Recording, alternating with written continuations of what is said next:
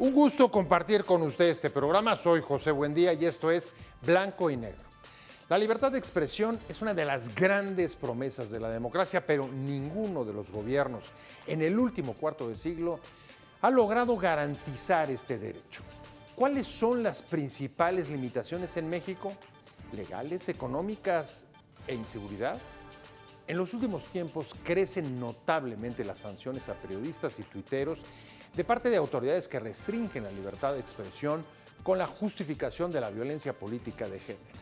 Casos como el del periodista Héctor de Mauleón o el escándalo de redes de dato protegido de la diputada Karina Barrios, esposa del presidente del Congreso, Sergio Gutiérrez Luna, ponen en primer plano el peligro del acoso legal para evitar la crítica a figuras públicas.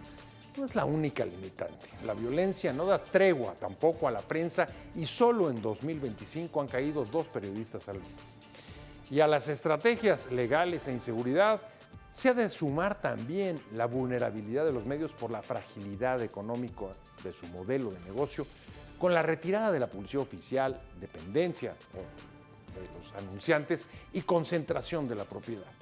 Todo esto crea un panorama difícil para la libertad de expresión en un país que es uno de los más riesgosos para ejercer el periodismo.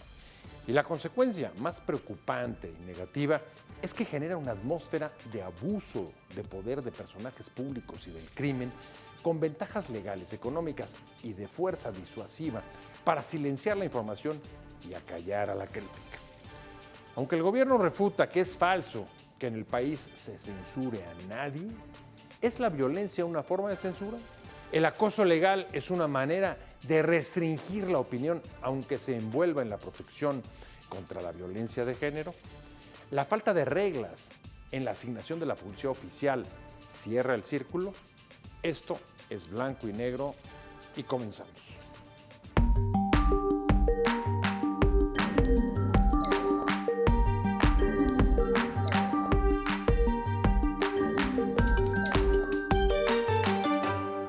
Una vez por 30 días. No dice 30 veces en ninguna parte. Y así lo han hecho otras personas.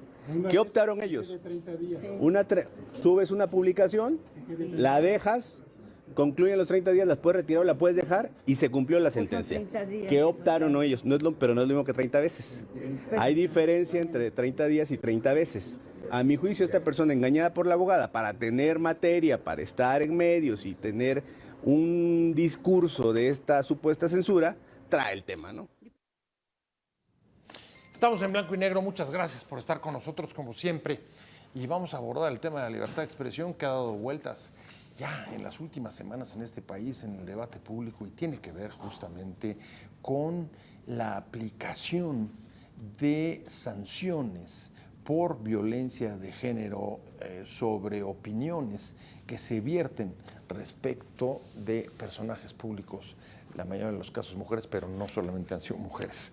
La violencia de género se ha aplicado o utilizado también en casos de hombres. Pero más allá del mismo género, el tema es el efecto, el impacto que tiene la utilización de recursos legales que pueden inhibir o pueden limitar la libertad de expresión junto con otras limitantes que, como decíamos en un principio, afectan o pueden convertirse en censuras al menos indirectas de la libertad de expresión. Vamos a hablar de este tema porque es un tema importante. No hay democracia sin una libertad o una defensa de la libertad de expresión sólida. Y por eso me da mucho gusto que esté con nosotros hoy aquí Jan Albert Holsten, que es corresponsal del Comité para la Protección de Periodistas y, bueno, pues conocidos desde hace muchísimos años. ¿Cómo estás? Con un gusto de verte, como siempre. Muy bien, muchas gracias por la invitación. Un placer, de verdad.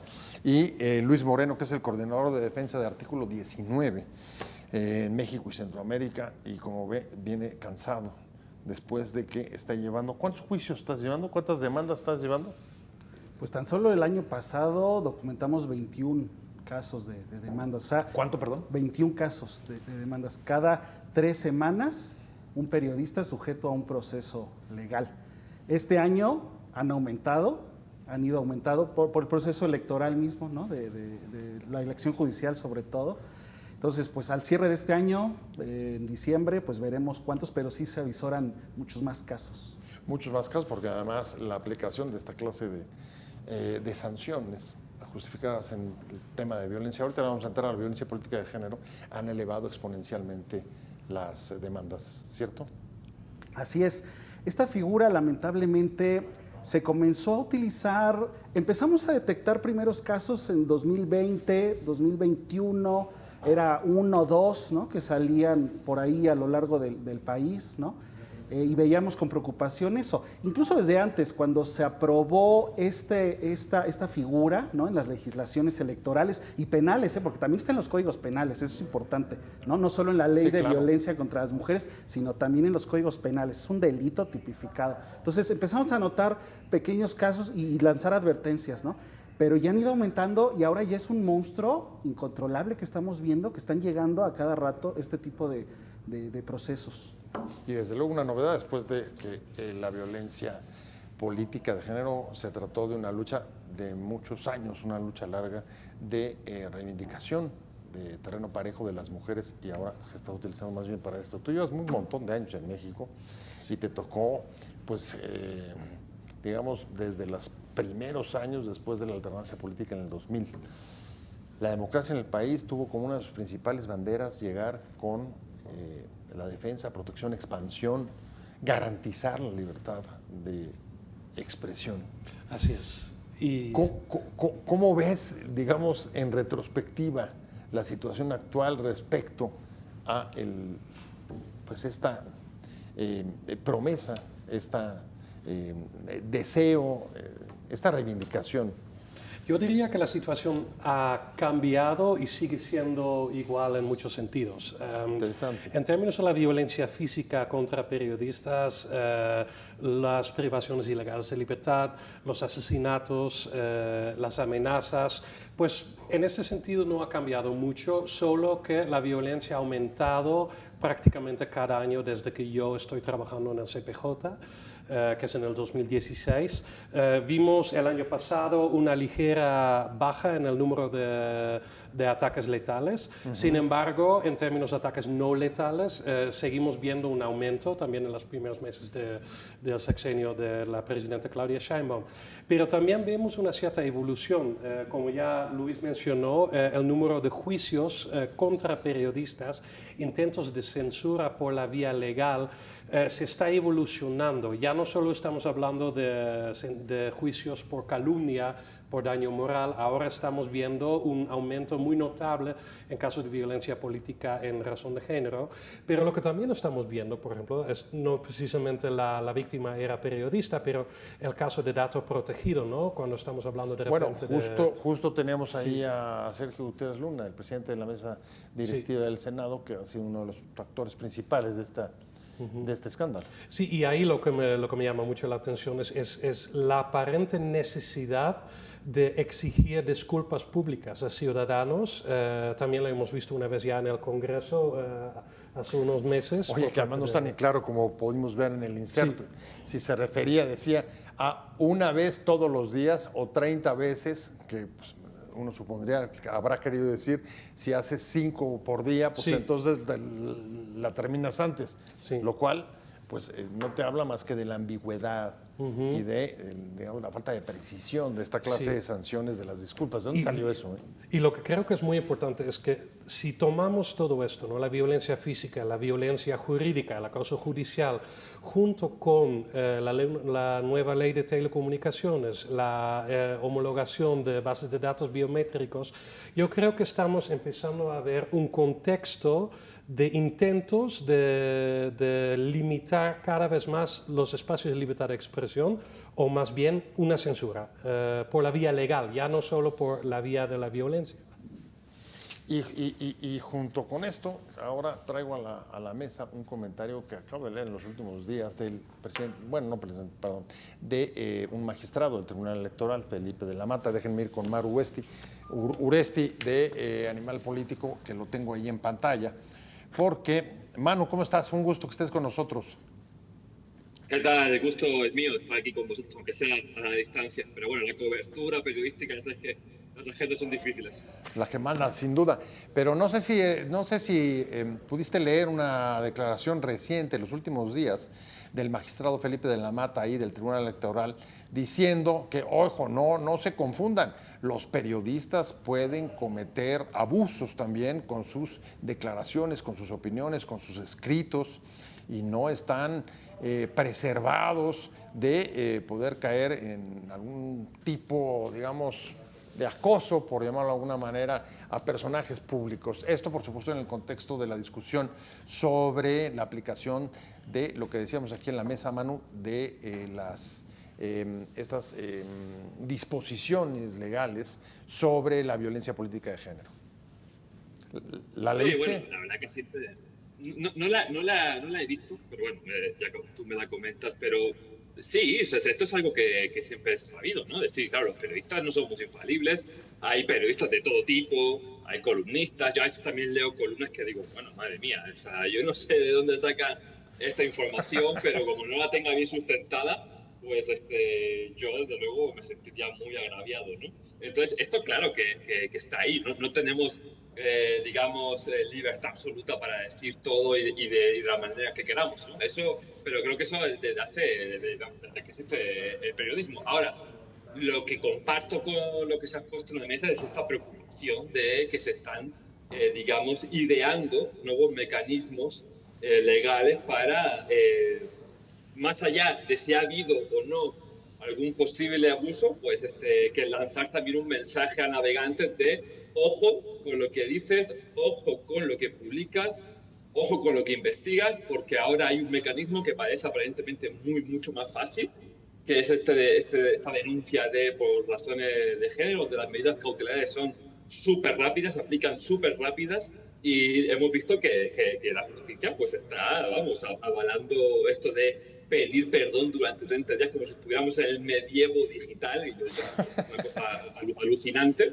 Entonces, es la gran preocupación. Obviamente que tenemos que tener límites, obviamente que estamos sujetos también al escrutinio pues, de la ciudadanía, de los diferentes actores, y cada quien pues, tendrá que tomar, digamos, sus acciones, pero desde luego que es muy preocupante lo que estamos viviendo en estos últimos meses. Yo creo que diría que sobre todo arrancando este 2015, que se han puesto muy de moda, con todas las comillas, estas denuncias de población de género es que se ve claramente, ¿no? Con lo que acaba de pasar también con el caso de Acapulco, otro periodista, ¿no? Censurado a partir de esta herramienta. De la alcaldía, la presidenta municipal de Acapulco.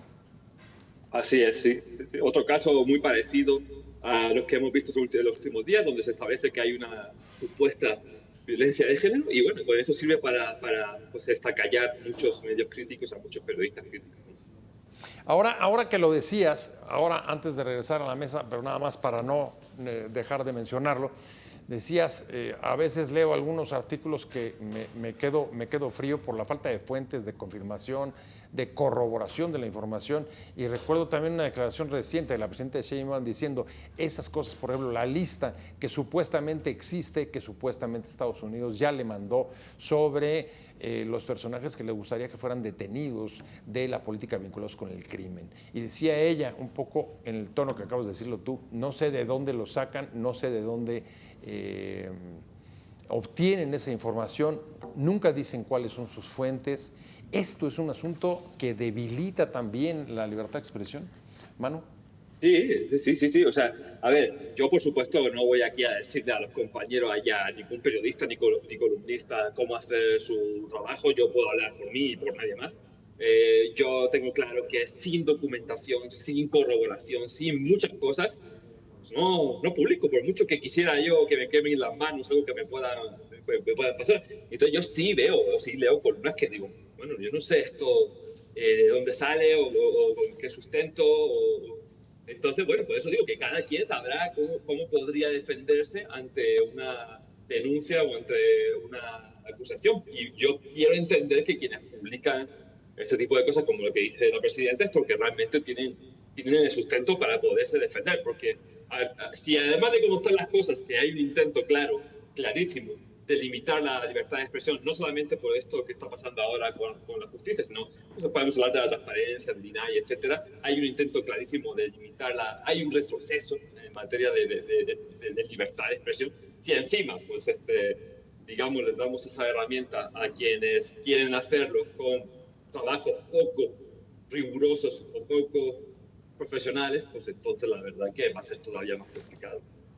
Pues Jan Albert decía, Luis, hace un momento en su intervención decía, a ver, está evolucionando, pero parece que todo está evolucionando, porque no sé si compartas o tus datos te den para poder desmentir o no, pero yo veo que esta clase de, digamos, mecanismos inhibitorios de la libertad de expresión, como la utilización de esta clase de disposiciones legales, como la violencia política de género, se aplican o se están enfocando mucho más a redes, a comentarios incluso en redes, ni siquiera a trabajos periodísticos, ni siquiera son artículos, y mucho menos a trabajos escritos. Los artículos publicados de los que se queja la presidenta diciendo, ¿y de dónde son las fuentes? ¿De dónde sacaron esto de que hay una lista? A esos es mucho menor los casos que, hasta donde yo recuerdo, hay, pienso, por ejemplo, sí, en el caso de Héctor de Mauleón, que le bajaron una columna por disposición, por órdenes del Tribunal Electoral. Pero, ¿es correcta esta apreciación dentro de esta evolución general del fenómeno? Sí, es correcto, y mira, yo lo pondría así: está evolucionando o creciendo las agresiones contra la libertad de expresión y la prensa, y a su vez está involucionando la democracia en México, ¿no? Así va en estos caminos, ¿no? Como bien decía Jan, la violencia física sigue. Lamentablemente seguimos documentando todos los días agresiones físicas, amenazas, detenciones contra la prensa, pero ahora tenemos otro tipo de agresiones, como estos mecanismos, ¿no?, jurídicos, legales, que se están usando, pero además tenemos una serie de estigmatizaciones y descalificaciones contra la prensa, ¿no?, que lo vimos en Palacio Nacional en todo su esplendor el sexenio pasado. Ahora ya no tanto es de Palacio Nacional, pero hay muchos actores municipales, estatales, ¿no?, gobernadores, gobernadoras, alcaldesas, que están a diario o cada semana en sus espacios, ¿no?, estigmatizando y descalificando a la prensa. Y la impunidad que continúa y que permite que sigan habiendo estas agresiones, ¿no? Pero como bien comentaste, estos procesos, estos mecanismos judiciales contra la prensa, que han estado ahí, esas normas han estado, ¿no?, latentes, pero que ahora hay un espíritu censor detrás, ¿no?, que dice, mira, vamos a usar estas herramientas, ¿no? Y como bien decías también hace rato, ¿no?, un mecanismo tan legítimo y tan necesario en México como es la violencia contra las mujeres, ¿no? Cómo se distorsiona, se desvirtúa para atacar otros derechos, ¿no?, como la libertad de expresión y la prensa. Y como dices, no solo ahora, también periodistas, ¿no?, o medios de comunicación. Héctor de Mauleón es un caso, por ejemplo, ¿no?, muy sonado. Pero el caso de dato protegido, ¿no?, que no debemos decir dato protegido, o el caso de Laisha Wilkins, ¿no?, que también creo que actriz, ¿no?, o persona pública de televisión, por publicar comentarios así. YouTuber, le podemos decir. Ajá, no son periodistas, no son investigadoras, no sacan información de interés público, simplemente comentan en redes, como es nuestro Sí, no derecho estamos hablando de un a la trabajo libertad de periodístico, expresión. o sea, las podríamos poner, digamos que en otro. Claro, y ya te puede llegar mañana una notificación, ¿no? Pero fíjate qué interesante, porque de hecho, una de las, digamos, de las luchas de los primeros 2000 hasta la segunda década del siglo, fue precisamente quitar o tratar de sacar las demandas o los juicios contra periodistas del Código Penal, cuando había demandas sobre lo que ya existía y sigue existiendo en la mayor parte de los códigos, de calumnias, ¿no?, o difamación. ¿Perdón? Difamación. O difamación. Y yo creo que también... Y lo habíamos logrado, ¿no? O sea, eso se había ido retirando. Ya no era una persecución penal. Pero si revisamos los últimos casos, ¿no?, Héctor de Mauleón, el caso de Acapulco, otro caso de Veracruz que nosotros estamos acompañando, un caso de Baja California de hace unos años, ahí se nota que la demanda es ejercida por el Instituto Electoral. Entonces se está moviendo desde el área penal y civil hacia el área electoral. Entonces están encontrando una nueva vía para imponer una especie de censura. Es completamente nuevo y muchos periodistas tampoco saben muy bien cómo manejar esto, porque nunca hemos visto ese tipo de presión por parte de institutos electorales específicamente hacia periodistas. Ahora, me voy a tener que ir a una pausa y regresamos, pero en efecto, si lo circunscribes la violencia política o de género a la parte electoral, pues digamos que el tiempo de aplicación serían sobre todo las campañas. Así es. No permanentemente, pero de eso quiero que me platiquen y que abundemos un poco más sobre cuáles son los alcances de lo que significa violencia política de género, o si es suficiente con las disposiciones que hay sobre violencia de género sin lo político, porque eso sí está en los códigos electorales, no en los códigos civiles ni penales. ¿Y cómo se está aplicando? ¿Y de dónde sale este tema, decía Manu, que parece medieval, sobre las disculpas? Ya no falta disculpas en la plaza pública, prácticamente como casi una genuflexión. Es el tema de la censura, por ejemplo. ¿Dónde hay censura en México? ¿Quién de los que escribe que hay censura se le ha censurado alguna vez? Lo único que tenemos nosotros aquí es el derecho de réplica, entre otros con el detector de mentiras. ¿Dónde hay censura en esta ley de telecomunicaciones? Estamos de vuelta en Blanco y Negro. Muchas gracias por seguir con nosotros. Estamos hablando de la libertad de expresión y, como acaba de ver, el presidente la dijo en el contexto de la aprobada ley de telecomunicaciones, donde hay censura en México. Y déjenme ir rápidamente con Manu Ureste y para regresar aquí a la mesa. Manu, ya te tengo ahí y lo que quiero es preguntarte si está Manu ahí enfrente. Manu, lo que quiero es preguntarte, cuéntame a ti, ¿te han censurado por algo de lo que has escrito? No, afortunadamente, a ver, sí hay que decirlo, ¿no? O sea, dice la presidenta, ¿dónde está la censura? Sí, todavía no hemos llegado a ese nivel. Por lo menos yo en mi caso, puedo hablar de mi caso, nunca me han llegado diciéndome, oye, no puedes publicar este tema, o ha habido una llamada de Palacio de baja esto inmediatamente, ¿no? O sea, no estamos todavía, afortunadamente, en ese nivel, pero lo que vemos, y perdóname que insista en eso, ¿no? Es que progresivamente empieza a haber estos pasos hacia atrás a nivel de democracia y a nivel de libertad de expresión y a nivel de libertades en general. Entonces, sí, claro, todavía no hemos llegado a un régimen tipo Cuba con medios estatales de que no se puede publicar nada que no esté aprobado previamente por el régimen, ¿no? Pero bueno, sería el colmo, después de que todo el esfuerzo que ha hecho la sociedad mexicana en todos estos años, que nos pudiéramos dar por satisfechos y contentos con eso, ¿no?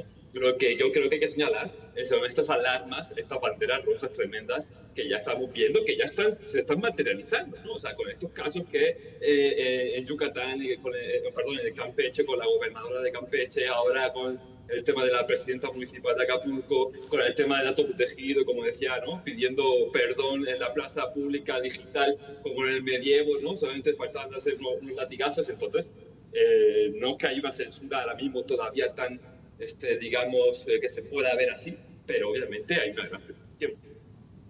A ver, es interesante y déjame tratar de contextual, más bien de tratar de ubicar en dónde creen, Luis, que nos encontramos.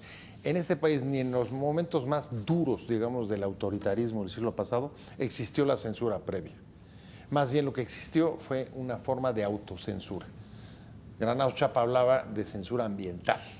Los medios se limitaban por temor a lo que pudiera suceder.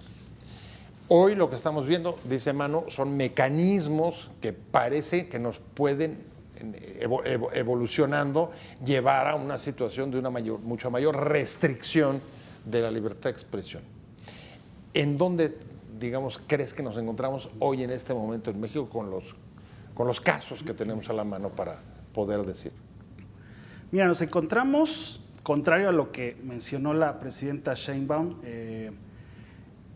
frente a actos de censura directa por parte ya sea de funcionarios públicos o de crimen organizado o redes macrocriminales ligadas con crimen y con servidores públicos, ¿no? Con autoridades, que lamentablemente es el contexto de México. A ver, pero cuando dices censura directa, por ejemplo, te estás refiriendo a lo que decía Jan Albert, de las órdenes, por ejemplo, de los tribunales electorales de bajar columnas o no publicar por motivos de violencia política de género. Exacto. Eso sería una... Exacto, eso ¿no? es censura directa. O sea, te llega alguien y te dice, una autoridad electoral, administrativa, la que sea, ¿no? Baja esta nota, ya deja de publicar sobre tal situación, ¿no? Eso es censura. O como decía, lo del crimen, la violencia, también llegan y te dicen, deja de hablar de esto, ¿no? Porque si no, pues cuello, ¿no? Eso es censura. Pero además hay autocensura, como bien referían, ¿no? O sea, lo que genera además en el ambiente a las demás personas que dicen, no, pues yo hablo de esto y me puede pasar algo, entonces mejor ya no me meto en problemas, ya no publico sobre esto.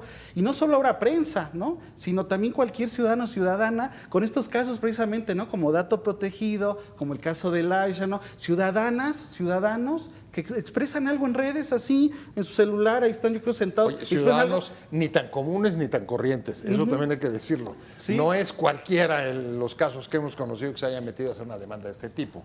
Carla Estrella, pues ama de casa, por ejemplo, ¿no? ¿Qué mensaje mandan a otras personas, no? Pues es que ya no publico algo sobre crítica o algo sobre algún personaje en la política porque me puede llegar, ¿no? Al contrario, ¿no? O sea, nosotros cuando advertimos a las personas decimos, ¿sabes qué? Tú, ciudadano, ciudadana, no estás tan alejado de que te llegue una notificación de censura o de sanción, ¿no? No estás tan alejado, porque pues la gente lo puede ver como, no, eso no me va a pasar a mí, ¿no? Le pasa a otras personas. No, ya está pasando ahora, ¿no? No está tan alejado, pero la invitación no es a decirle a la persona, a quien esté escuchando, deja de publicar, al contrario, ¿no? Defiende tu libertad de expresión, no te autocensures, no te calles, sigue publicando, sigue criticando, sigue ejerciendo tu libertad de expresión, ¿no?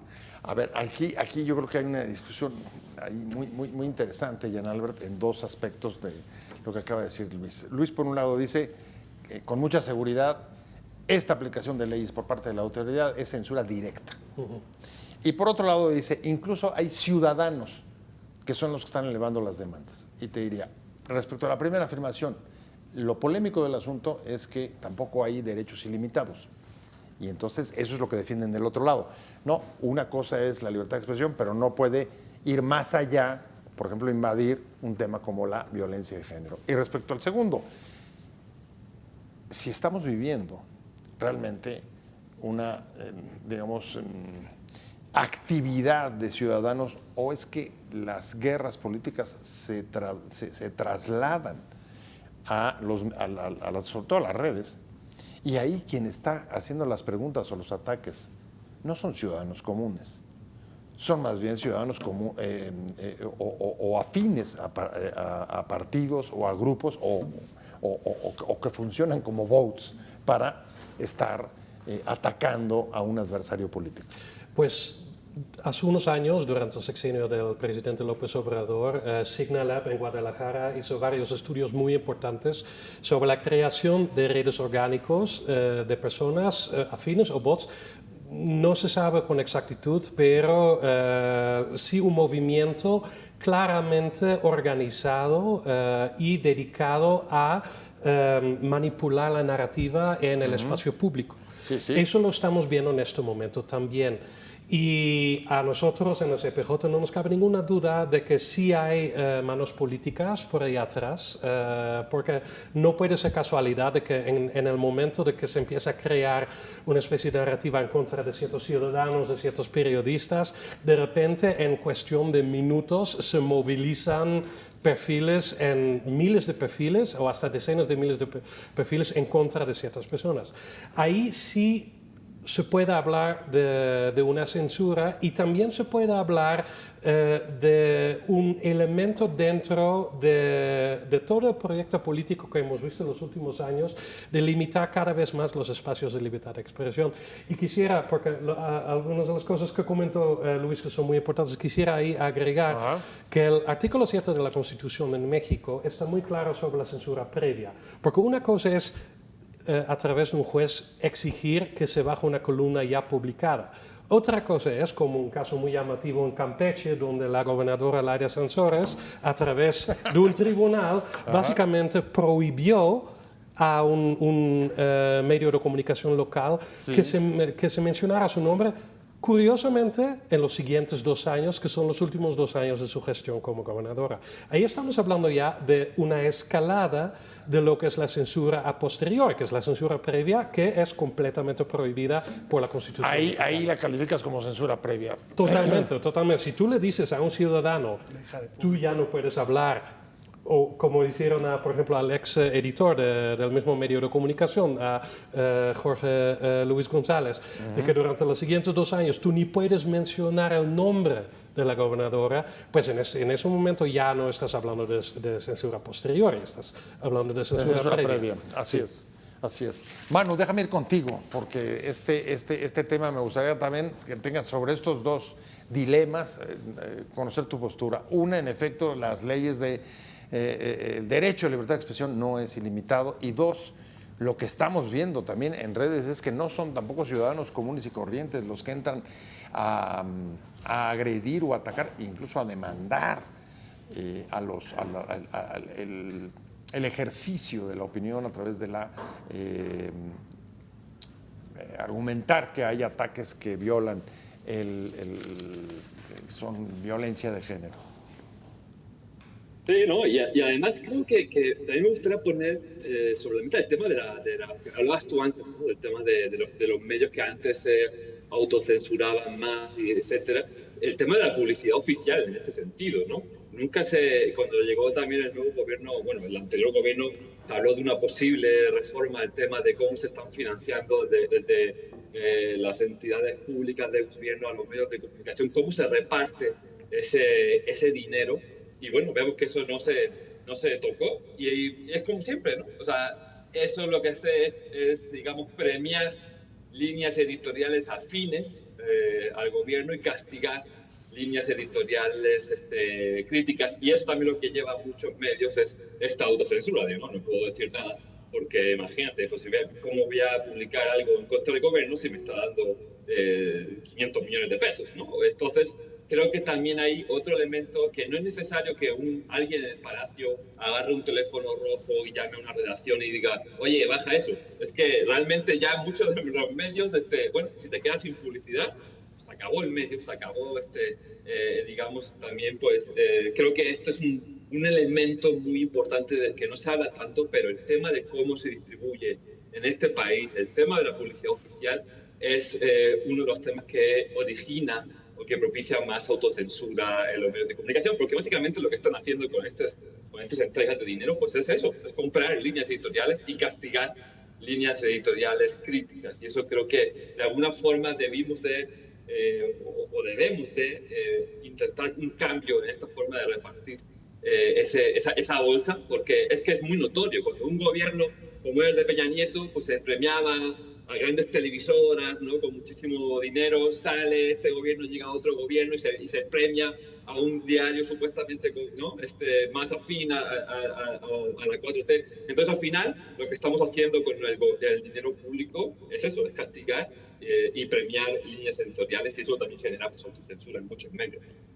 Pues precisamente de lo que pone sobre la mesa Manu, no recuerdo exactamente, no creo que fueron ustedes, creo que fue el CPJ, uno de sus últimos informes, y si no, otra organización de libertad de expresión internacional.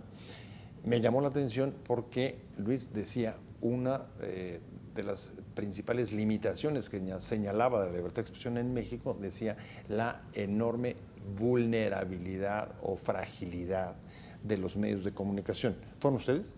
No creo que fue Reporteros Sin Fronteras, si no me equivoco, ¿verdad? Fue Reporteros Sin Fronteras, sí, correctamente, fue exactamente, Reporteros Sin Fronteras, decía. Y argumentaba un poco lo que acaba de decir Manu, es la vulnerabilidad por el modelo de negocio, ¿no? La reducción y además la asignación discrecional de la publicidad oficial junto con una caída de denunciantes y además una concentración de la propiedad. Sí, es que lamentablemente son varios frentes en los que está viéndose colocado el periodismo en México, pero la suma de todos esos frentes pues hace complicado que se siga realizando un periodismo.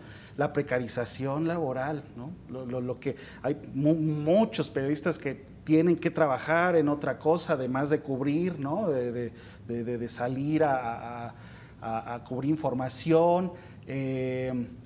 Pero también la publicidad oficial, como bien dicen, eso, aunque ya hay una ley, ¿no? Aunque se ha empujado desde el artículo 19, se empujó mucho y a través de juicios de amparo, incluso hasta la Corte llegó el asunto, pero sigue siendo una herramienta también para callar voces. Periodistas, cuando viajamos a todos los estados, eso es lo que dicen, ¿no? Pues es que no podemos publicar esto acá en el medio porque hay convenio, ¿no? Pero también la prensa te dice, pero pues es la fuente de trabajo la que tengo, con eso como, y es totalmente entendible, de eso viven, de eso comen, ¿no?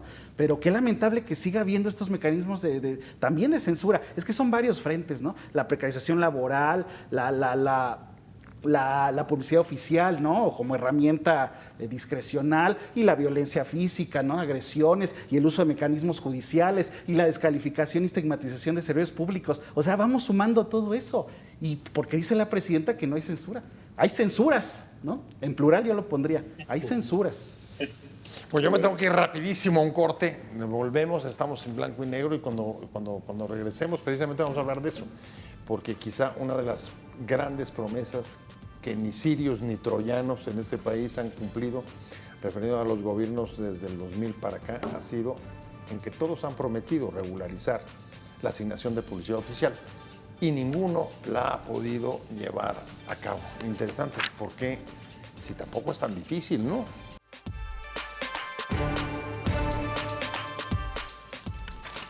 Estamos de regreso en blanco y negro, estamos hablando de la situación de la libertad de expresión en México, de las principales limitaciones y como puede ver ahí está un índice, uno de los últimos índices mundiales de libertad de expresión, justo el de este año, de Reporteros Sin Frontera, en el que México cayó 3 lugares, es decir, estamos 3 países por debajo de lo que comenzamos este año en términos de garantías para ejercer la libertad de expresión y el periodismo. ¿Es mucho? ¿Eso es poco? ¿Eso qué es? Es más o menos lo que nosotros también esperábamos, porque hemos visto una exacerbación de la situación del año pasado. Todo lo que Luis ya mencionó, ¿no? La presión política, la presión económica, la presión por parte de la delincuencia organizada, todos estos espacios se están cerrando. Y yo creo que también algo importante que no hemos mencionado, pero que tiene mucho que ver con el trabajo de Manu, que es la eliminación de organismos garantes de, por ejemplo, el acceso a la información, que es un tema muy importante que también está ligado directamente con la seguridad de periodistas, porque con la eliminación de organismos garantes del acceso a la información y la protección de datos privados, periodistas tienen que buscar información en lugares donde hay mucho más riesgo, ¿no? Fuentes anónimas, personas que están dispuestos a filtrar datos. Hemos visto la reacción de la presidenta a la filtración de datos, pues eso genera como nuevas dinámicas que gracias al INAI ya no existían tanto como antes. Y ahora estamos llegando a un punto en que el gobierno federal no quiere proporcionar los datos, no quiere proteger a las personas que están buscando los datos, es más, ataca directamente a través de juicios a las personas y los periodistas que están hablando de los datos. Entonces, en este sentido, no es tan extraño que México sigue bajando. En México la situación nunca ha sido que había un desplome enorme en un solo año. Lo que hemos visto son las consecuencias de decisiones políticas que se han tomado en México hace años. O sea, y un deterioro paulatino. Un deterioro paulatino, pero derecho. Y lo que es muy importante es que México es uno de los pocos países en el mundo donde hemos visto durante 25 años un desarrollo paulatino, pero seguro, hacia una situación peor para la libertad de expresión. O sea, un declive permanente, es lo que Un declive permanente. Ahora pone sobre la mesa una idea sí. Bastante provocativa y audaz. Y voy con Manu para regresar a la mesa, porque tú, hasta donde entiendo lo que estás diciendo es, al reducirse los espacios de acceso a la información y transparencia, los periodistas se ven obligados a buscar la información en zonas mucho más riesgosas. Así es. Otros te dirían, sí, pero no, porque más que buscar la información en zonas más riesgosas, eso lo que ha provocado en otros casos, posiblemente aquí también en los momentos de mayor autoritarismo, es esparcir rumores. Y no son lo mismo. ¿Cómo ves, Manu?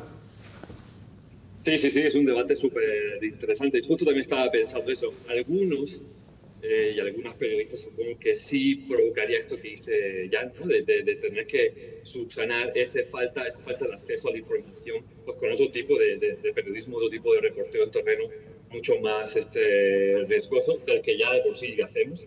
Pero también va a provocar eso, ¿no? que digamos, malos elementos hay en todas las profesiones, pues va a provocar que pueda pasar esto que dicen, ¿no? de que se esparzan más rumores, que sea un periodismo mucho menos riguroso, mucho menos preciso, mucho menos de investigación, ¿no? Y también me gustaría plantear otra cosa. Yo creo que también estamos en un punto donde, por un lado, con esta eliminación del INAI, que todo el sistema de transparencia pues, está muy en veremos, ¿no? Con este nuevo sistema de transparencia para el pueblo y así, pues a la par estamos viendo una debilitación, una devaluación muy importante, siento yo, a raíz del sexenio pasado, de la figura del periodista como tal, del periodismo, de los medios de comunicación, ¿no? A partir de estos mensajes que me contaba Luis, ¿no? Desde la tribuna presidencial día tras día, denostando a periodistas con nombre y apellido, filtrando hasta sus propios datos personales, haciéndoles la vida imposible, lanzándoles campañas de todo tipo de desprestigio, ¿no? Y por otro lado vemos hemos visto el auge de la propaganda, ¿no? De estos, pues, no sé, youtubers, influencers que han parado diciendo, además, como un ejemplo de, miren, por supuesto que hay libertad de expresión en México, ¿no? O sea, ahora los youtubers podemos ir a preguntarle al presidente o a la presidenta y no los grandes medios que controlan la agenda, etcétera, etcétera. Entonces, yo sí veo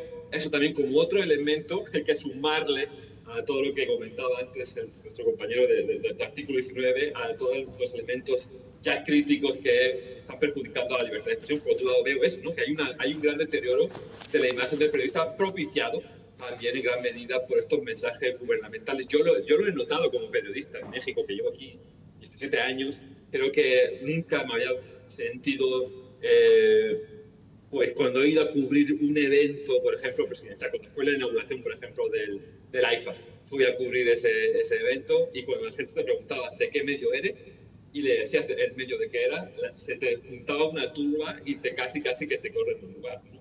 Esa hostilidad viene propiciada de los mensajes de Palacio Nacional de quiénes son medios que según él éramos medios buenos o afines, y cuáles son medios críticos.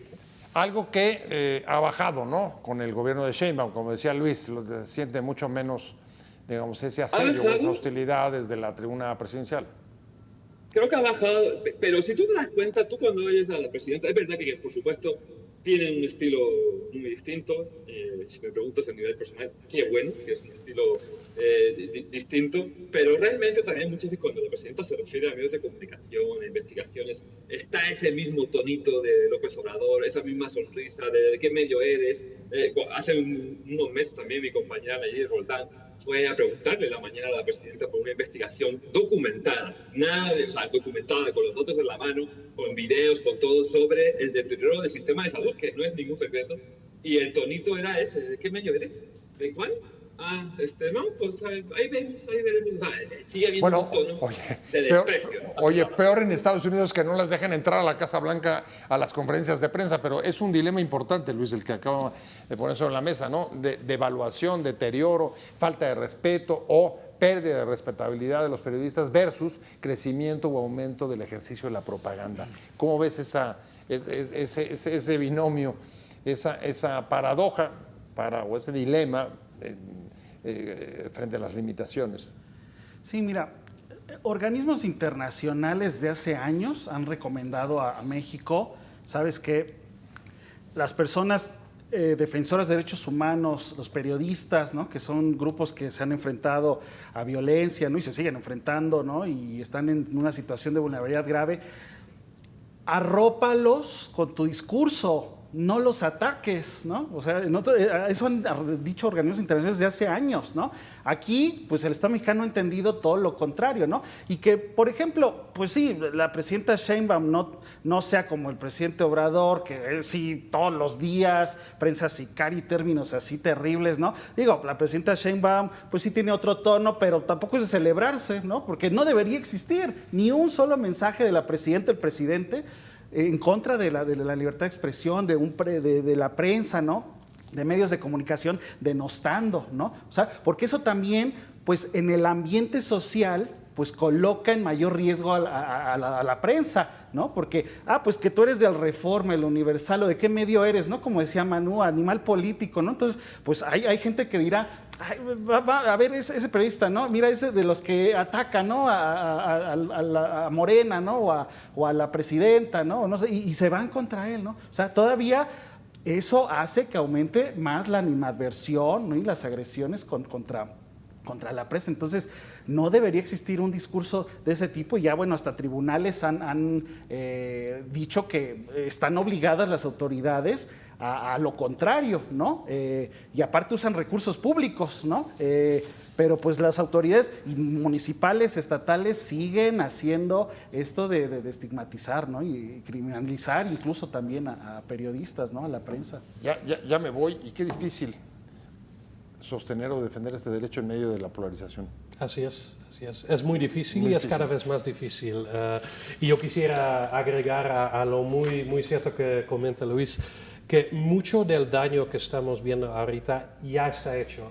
Fue hecho por el presidente López Obrador durante su sexenio pasado en las mañaneras, y sin un intento real, proactiva por parte de la presidenta Sheinbaum de activamente reparar el daño que se ha hecho, pues esto no se va, no se va. Van a seguir las heridas abiertas. Gracias, Jan Albert Holsten, muchas gracias como siempre. Gracias. Un placer haberte tenido aquí, corresponsal del Comité para la Protección de Periodistas. Muchas gracias, y sobre todo, pues por supuesto, Luis Moreno, coordinador de defensa del artículo 19, México y Centroamérica. Muchas gracias. Saludo a Manu a Uresti, que no pudo estar con nosotros, pero un gusto haberte tenido. Periodista de investigación de Animal Político. Gracias a los tres, pero sobre todo gracias a usted por haber estado con nosotros hoy aquí en Blanco y Negro. Nos vemos como todos los martes y jueves a las 10:30 de la noche. Y mientras tanto, páselo bien, tenga una buena semana. Hasta luego. Adiós.